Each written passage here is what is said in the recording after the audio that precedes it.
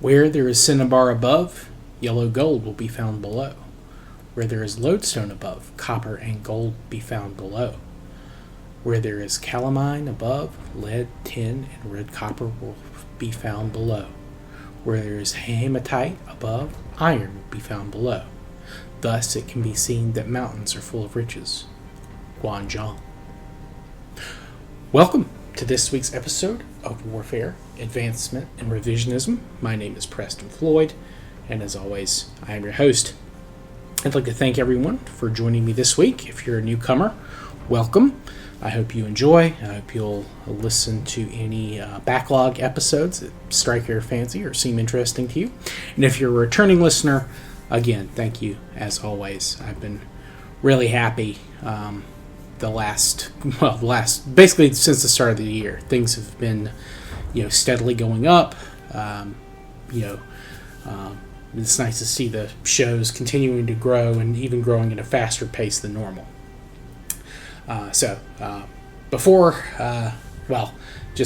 Again, thank you all. So, we're going to go ahead and jump into the topic of this week's episode, and as you can guess from the title, it is about metallurgy. I had been debating whether just to go straight into urbanization and then talk about metallurgy, but I was looking through my notes and I was trying to find kind of what I wanted to talk about. I would like to go in a little bit more detail and be a little bit more, I guess maybe philosophical about urbanization and the birth of cities. So I decided, let's just go something that's a little bit more straightforward when talking about metallurgy. And this episode, it might end up being two parts. I'm kind of going to start and just go over certain, the materials and information about them. And then, depending on how long that takes, we might go ahead and move directly into,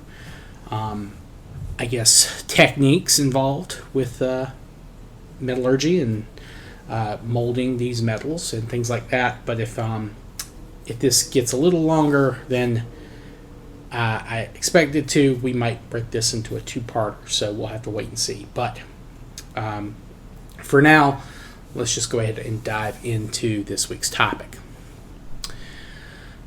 So, to start, we should go probably all the way back to the last episode of Season 1. That's the one where I went over the 3 ages naming convention. Stone, Bronze, and Iron Ages. That was invented by the Danish, archaeologist slash museum director C.J. Thomson.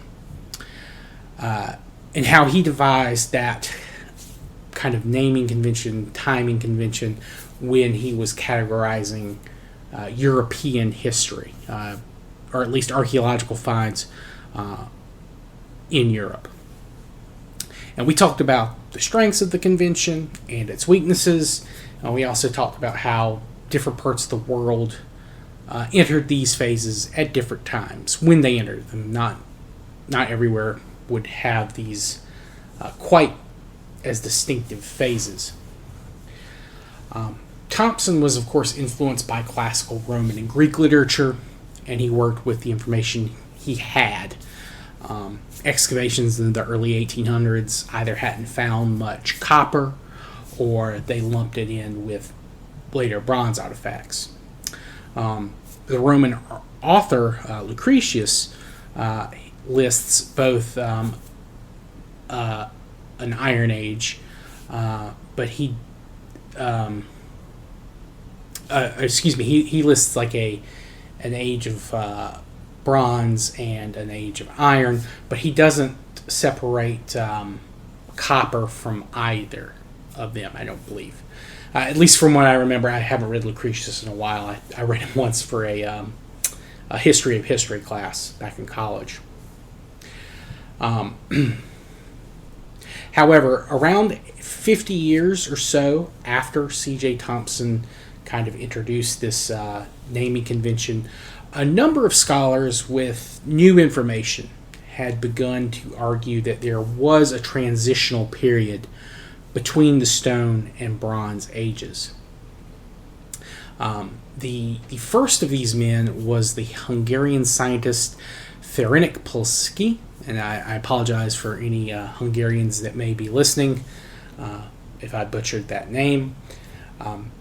In the 1870s, he found some very large artifacts made completely from copper, just pure copper.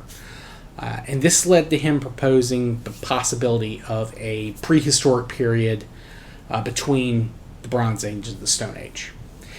And around a decade or so later, the Englishman, John Evans, future Sir John Evans, put forward his argument for a transitional period between the Stone and Bronze Ages. He used literary evidence and linguistic evidence from areas that he used literary evidence and linguistics from Europe, but he also pulled in evidence from areas that most European scientists were ignoring. He looked at actual artifacts found in the Americas and China to show that in every one of these places, use of copper always came before the use of bronze. Now, in English, the hypothetical period was popularly called the Copper Age. I don't think Evans gave it a name, but he obviously understood that copper was the driving force of tool making in that age. Though we'll talk about how that may or may not be correct shortly. Though there were those that liked to use the more scientific Chalcolithic, which was a combination of the Greek for copper, chalkos, and stone. But he didn't have as much in the way of physical evidence to back him up, or to back himself up as Ferenc, though. But a couple of years after Sir John Evans's paper, an Italian archaeologist, Gaetano Chirici, found the Rimadello culture, and they'll show up next season when we talk about Italy. But when he was talking about the material culture and what he had found, he said that they showed a clear, and this is a quote, a clear, quote, period of transition from the age of stone to that of bronze, end quote. Now, this site would show a 1,000-year period of copper use before bronze even shows up in the record, and much less becomes the primary metal. Now, Chirici created a Neo-Latin term, meaning the stone to bronze period, Ennio, meaning bronze, and lithic, meaning stone. Hence, Neolithic or Neolithic, depending on the pronunciation of how you wanted to do that Latin. So today, Chalcolithic, Neolithic, Neolithic, or Copper Age are all used in English to mean the same thing, though by definition they are technically mean slightly different things / periods. Though there is one little bit of interesting information in regards to Sir John Evans.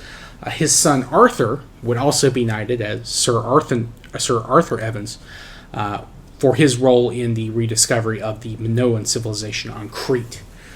So a very learned and lettered family there.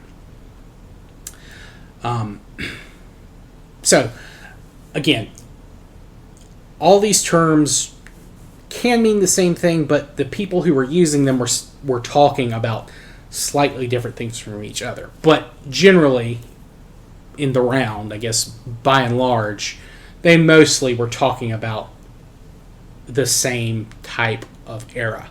Though, again, depending on where you lived, this age may or may not have existed.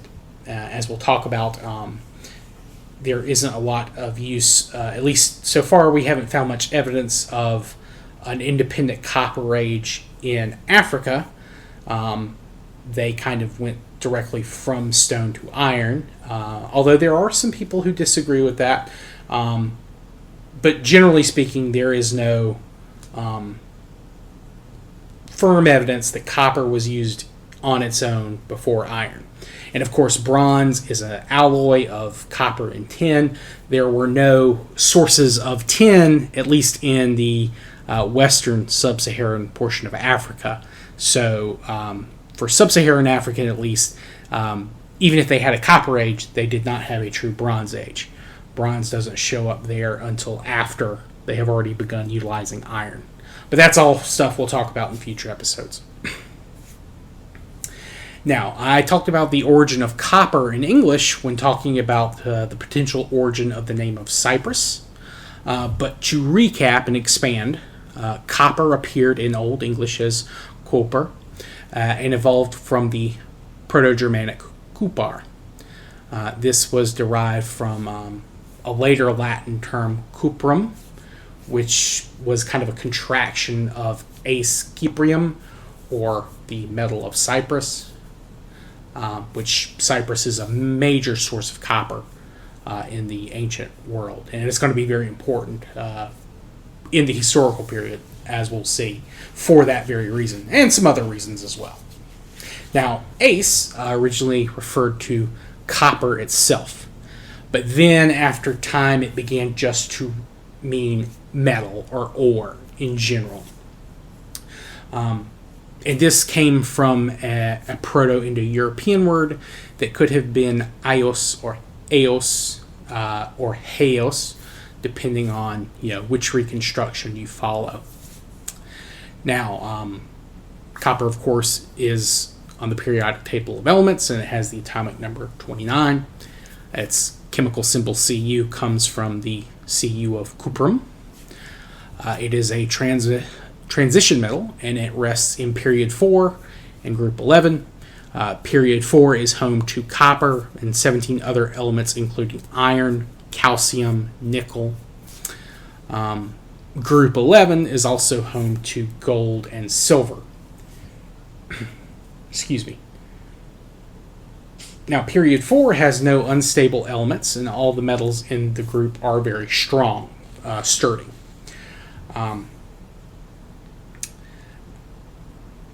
And all of group 11's metals, minus rhodium, which is one that was, I believe, created artificially, but gold, silver, copper, they are all naturally in a metallic state or a native state. This means that the ore is available without any minerals or rocks mixed in, and chemical reactions don't have to be done to extract the metal or turn the material into metal. Of course, though, that isn't to say you cannot find these elements mixed in other states, or mixed in with other minerals, or that other types of ores or things like that. In fact, finding them in mixed company, I guess for lack of a better term, is probably one of the reasons that mining and metallurgy and all the kind of tasks associated with all those exists. Because we wanted more and more of these metals, we found newer and newer ways to find more and more usable amounts from known sources, as well as searching for unknown sources. In some cases, these attempts to pull more valuable resources from these mixed deposits led to discoveries or innovations that were not planned. Now, in addition to copper, the first metals used by humans were gold and iron, at least sort of, when we talk about iron. But we'll talk about gold first. Gold first appeared in Old English as gold, from a Proto-Germanic gothan. This probably came from a Proto-Indo-European word sounding something like gel, which translates to something similar to shine. The Latin term for gold was aurum, and this came from the Proto-Italic ausum.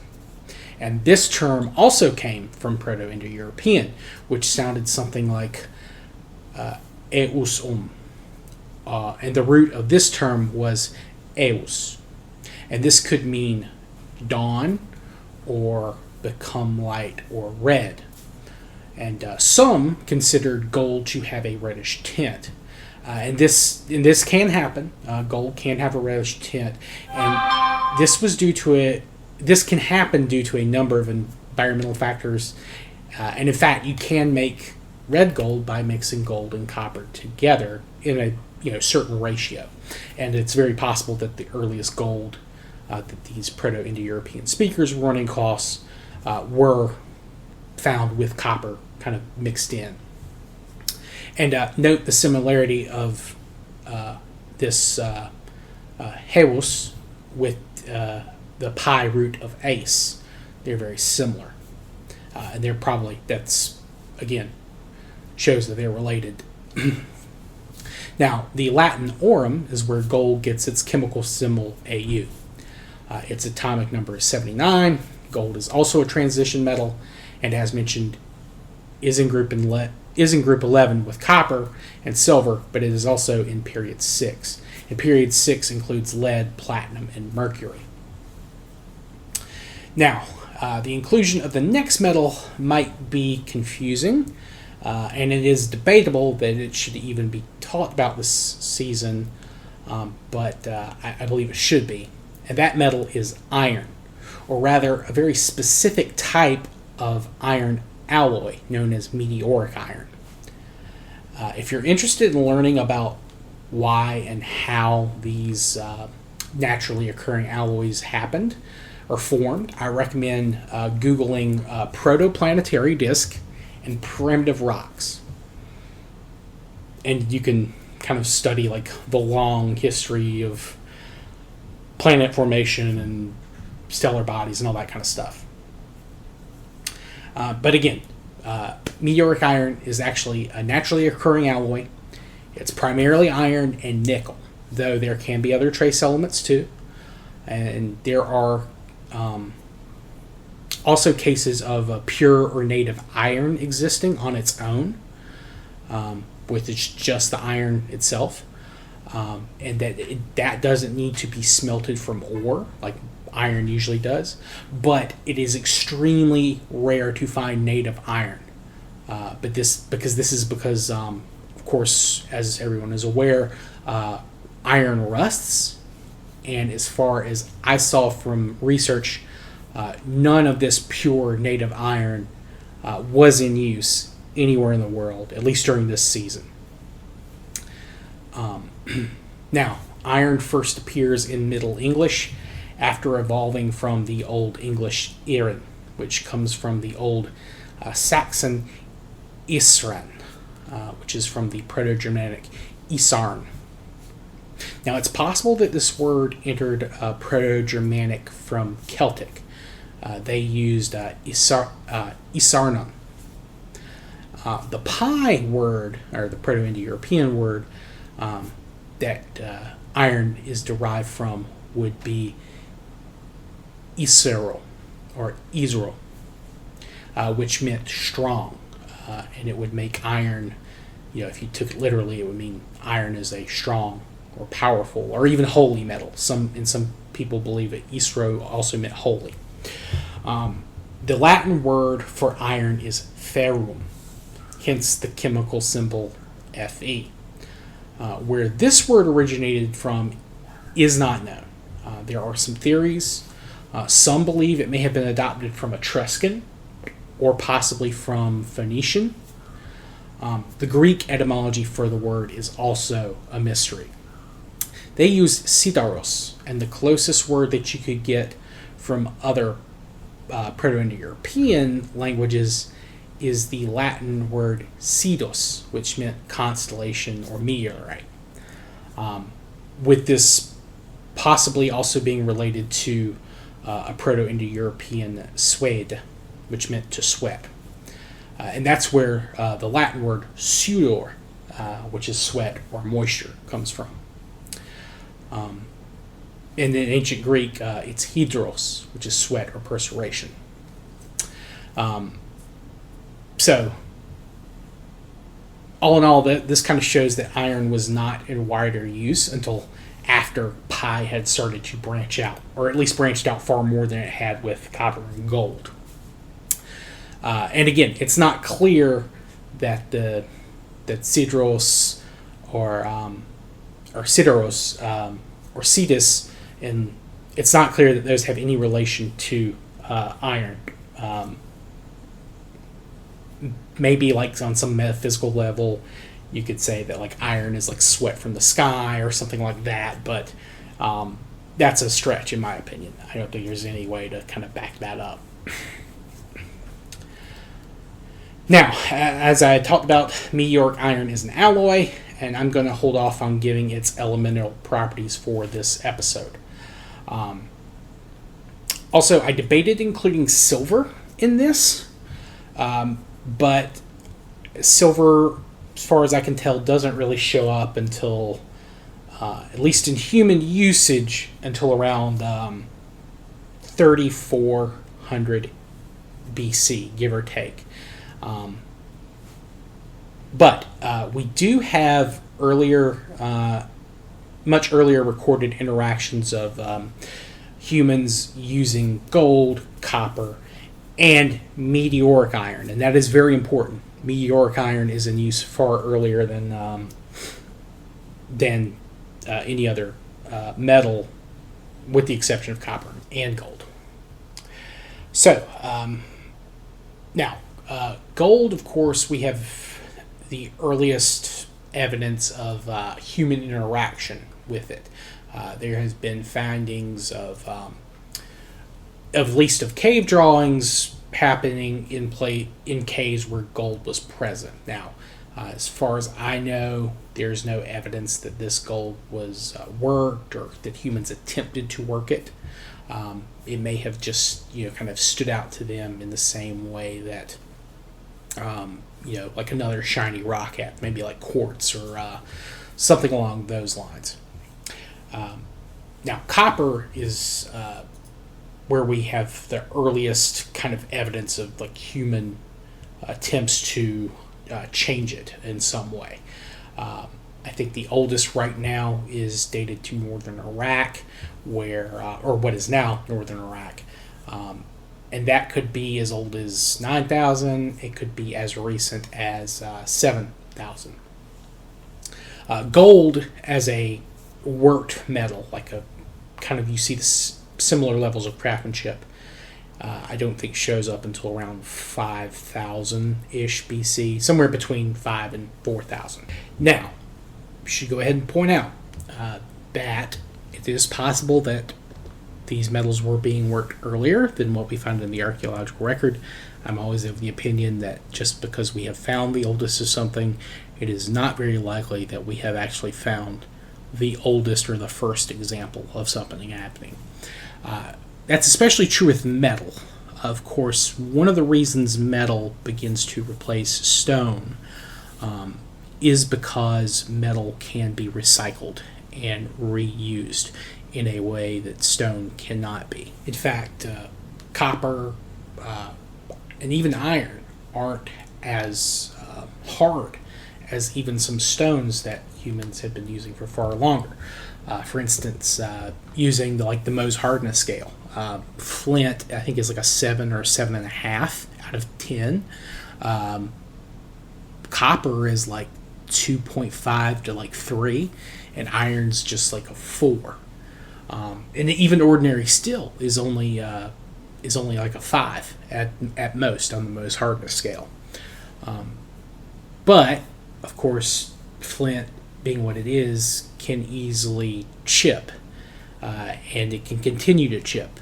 And that may happen in some cases with metal, but the difference with metal is that you can smooth out those chips, or you can hammer it. If it's just dinged in, you can kind of hammer it back into place some, or eventually you'll get to the point where you can just melt it down, and in copper's case, recast it, or just forge it if it's iron or things like that. And it's also important to remember, just because copper, it's called the Copper Age, does not mean that stone disappears. Stone remains in use well into the historical period, well past the starts of the Bronze and even the Iron Age. It's only used for certain things. It's more of a specialty, but it's never completely gone away from use. In fact, these metals actually become a type of a prestige item in many cases. This is something that a person of great skill or status would have. This isn't something that your average worker is going to have. And that's something we'll talk about going forward, talking about the creation of civilization and sedentary societies, and the advancement to just away from the simple family structures that we've talked about with hunter-gatherers. And it takes skill to create these tools or not just tools, but also jewelry, in the case of all of these metals, including iron. The earliest meteoric iron items we have found were made into beads. That was it. They weren't used for any other thing. They were just polished up and designed for jewelry uses. But to really make use of metal as a tool, as a decoration, you actually have to work the metal much harder than you would stone. It requires more skill, or at least more learning to develop that skill, more dedication. In many cases, it was quicker just to nap yourself a stone axe as opposed to work like a metal tool. And that skill will eventually become very important, very prestigious. Metal workers will, in some cases, be seen almost as extensions of gods. In some cases, they may have some level of deification, as we'll talk about. But as for at least the earliest processes, these are not. There's very little involved in terms of firing these tools, melting them down, casting them into shapes. That is not something that's happening. What they're first doing to shape this metal and make it usable is a process called cold working. And this involves techniques similar to what you would get when you're working a stone, knapping, hammering, but it also involved things like they would try to squeeze it, maybe put it under a large stone and push down on the stone. They would occasionally rub kind of like with circular, like if you have a thing of dough and you were just rolling it into a ball like that, they would do that for quite long periods of time. They would try to bend it. They would do shearing, where they would cut bits off with other metals, or the same type of metal. They would just try to sharpen them on each other, iron sharpening iron, that kind of thing. And they were able to get to some usable material. Now, this has some advantages. You don't have to build a fire. You don't have to do all of the process of setting up a forge, or getting material together to get a fire hot enough. Not that they would have realized that at this early point. There's no evidence of firing stone aside from mud brick prior to this. And no, I take that back. There is evidence that lime was fired to make plaster, but there's no evidence they were doing this with copper or gold at this point. And that's probably something they figured out later. They were like, hey, let's try and do this just to kind of, experimentation. Try to see what would happen. Another thing with the rolling, at least, usually the items had a better finish. They would shine a lot more, and that's again, part of the attraction for some of these items. Some of these items, it appears they were never actually used. They're more of a symbol or a status, at least in certain situations. Also, another thing, they also they didn't have to worry about introducing something that would weaken the metal. In this case, it's naturally hard, or at least hard enough to do what you would want it to do if you were using it as a tool. You're not going to accidentally put in too much lead or anything like that, which again, jumping the gun on that, lead's not a thing yet. But of course, it is. It does have disadvantages. The metal, of course, at room temperature is much harder than if it's been heated, so you have to use a lot of force, and the tools themselves may not get sharp enough or hard enough, so you may have to use more physical force to get the same type of energy output, or you may have to use more force for the tool to have the same energy output than, say, a stone axe that you would use much less force with. Also, the metal is not as malleable, so it's harder to fit to certain situations. You have to use a very specific type of, grips or things like that to kind of make the tool or jewelry or weapon, what have you, to make that usable. You have to get. You may have to make adjustments to other equipment, whereas with stone, you just make an adjustment to the stone. There's less standardization with cold rolling. Also, because of the nature, bending, rolling, putting force on it, you may have weakened the metal in certain places and not realized it. You're not getting you may have damaged the integrity of the metal. There may be some residual stress somewhere that you couldn't see, and that may make the tool worthless, or at least not as productive as it could have been, or at least as productive as a stone tool. Now, after, of course, experimentation with this cold rolling, there are other methods that they developed to work the metals. These have different names in different places, but generally they can kind of be summed up into three other types of metalworking. There's annealing, smelting, and casting. And these are all developed at different periods and different places. For this season, cold working is everywhere that has iron or has copper is using cold working. Absolutely, that's the first step that we all had. Annealing will come up, I believe, everywhere that has copper this season as well. Though some places that may not actually show up until the very, very end of this season. And what this is just, it's heating the metal. Not enough to turn it into a liquid. You're not melting it. You're just heating it enough to make it easier to bend or to shape. And I should have mentioned, I guess now, the melting points for gold and copper.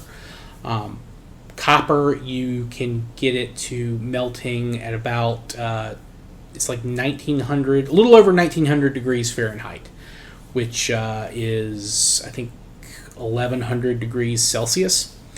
And gold is around the same, but it's, I think it's a little bit under, not by a lot. It's like 40 or 50 degrees lower than copper. So, again, but not to say that they're melting it. That's just, they would probably have to get it maybe half as hot, maybe even less, depending on how much they wanted to shape or reform it if they needed to. And this isn't going to help necessarily with recycling, but it would help you reuse. Like maybe if it got bent, an item like an axe head got bent out of shape, you could heat it enough to straighten it out more. That's what you would use the aniline for. It would make it a lot easier to reuse or recycle. Now, the next step in metallurgy, or at least one of the other processes, as I said, was smelting. Now, this is a little bit more debated. Most of the places that have discovered or that are entering the copper age this season, most of them are not going to get to smelting copper just yet.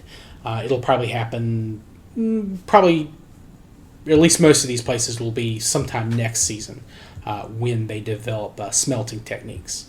And the same goes for casting as well. Though the Middle East and I believe Marigar, the Indian civilizations, they do have evidence that they could have.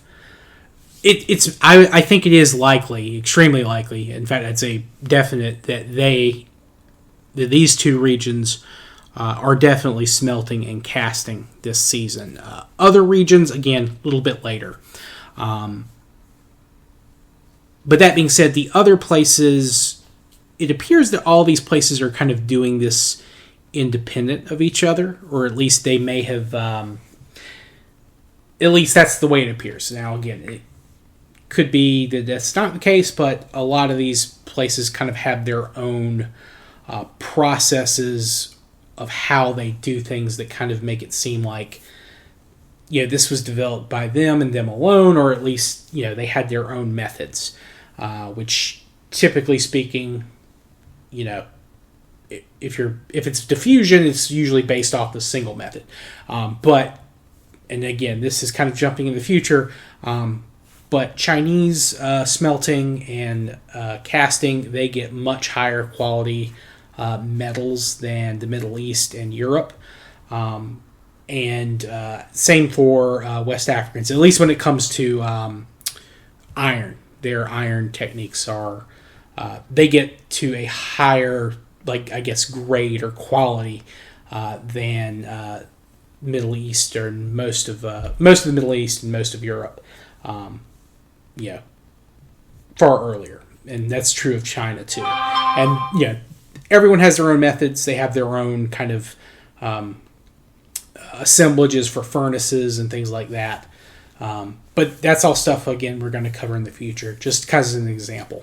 But it appears, at least for this season, it's the Middle East that's going to be kind of the front runners in terms of, metallurgy and metallurgical skill.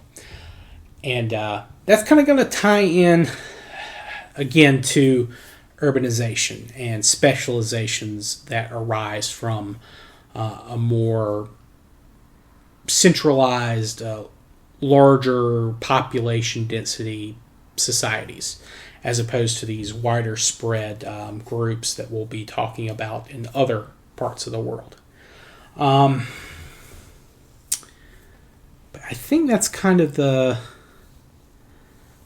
highlights, at least. Now, smelting, I'll go ahead and go into detail, but essentially what smelting is, you're basically adding heat to something, in this case it's an ore, to get a metal from something, or get it to a point where you are, maybe if you already have the metal, in the case of copper or gold or native materials, where you're getting it to the point where it can be poured. And that also, to do that, you also have to cast. Even if you're for a casting, of course, you have a mold where you have the shape that you desire your metal to take, and you have to pour the metal into this mold, and then once the metal has cooled, you break open the mold and you pull out the cast metal, and then you kind of shave it down. You work it so that any excesses are removed from it, so it has the proper shape. And of course, you would recycle the extra bits. You'd put it in probably like a scrap pile, and then eventually you'd have enough scrap to kind of melt that down and do another casting. But smelting is the process to get it to the liquid form. And you wouldn't necessarily smelt something just to cast it. That's usually what happened, but it's very possible that smelting was designed to get the metal out of the ore. And that's something we'll be talking a lot about with next season's Metallurgy special, where we'll go into lead, tin, silver, and how finding or trying to draw copper from these less native copper mixed in with those other minerals we talked about, how trying to find copper led to the discovery of other metals and their usefulness. And that's going to play into alloying and things like that. But if I kind of think that's the best explanation that I have for metallurgy, at least for this season. We'll be back next week. I think I can finally start on the urbanization and that process, and then we'll also probably have to talk about religion some, at least when it comes to urbanization. I would like to do specific religions for specific groups when we get to them. So I might hold off on that. I'm trying to decide how to do that currently. And we'll probably do a couple of weeks worth on urbanization. So I hope you're all looking forward to that as much as I am. If you have any questions or feedback, or feel I missed something or didn't fully explain something properly, please let me know. You can email me at waradrevpod@gmail.com. You can message me directly on Twitter. I'll post the link to my Twitter account on the episode description. You can comment on the YouTube videos where I upload the episodes there. I also stream most days during the week and occasionally on the weekends. I play generally history games, strategy games, war games, those kind of things. Occasionally throw in something else, some just random stuff. But you're welcome to come by while I'm live and ask questions there, and I'll try my best to answer, provided I'm not losing my mind at the time. But yeah, thank you all for listening. I really appreciate it. I'm so happy the show's continuing to grow. And yeah, thank you all. I hope you have a good rest of your day and a good rest of your week. Goodbye.